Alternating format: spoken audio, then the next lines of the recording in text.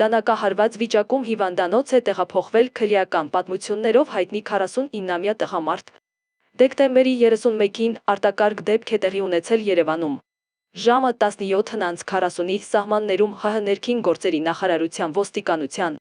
քրեական ոստիկանության գլխավոր վարչության Երևանի քրեական վարչությունում օպերատիվ տեղեկություններ են ստացվել, որ դանակահարված վիճակում հերացու անվան թիվ 1 համալսարանական հիվանդանոց է տեղափոխվել մի քաղաքացի։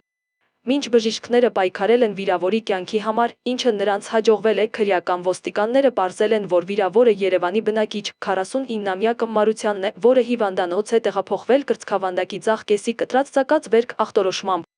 Այս պահին քրեական ոստիկանները պարզում են, թե որտեղ է տեղի ունեցել դանակահարությունը եւ ինչ հանգամանքներում է Կմարությանը դանակահարվել։ Դեպքի փաստով Երևանի քրեական վարչությունում փաստաթղթեր են կազմվել, որոնք փոխանցվել են ՀՀ քննչական կոմիտեի Երևան քաղաքի քննչական վարչության կենտրոն եւ Նոր Քմար վարչական շրջանների քննչական բաժին։ Սկզբնաղբյուրի տեղեկություններով վիրավորը հայտնի է քրեական անցյալով։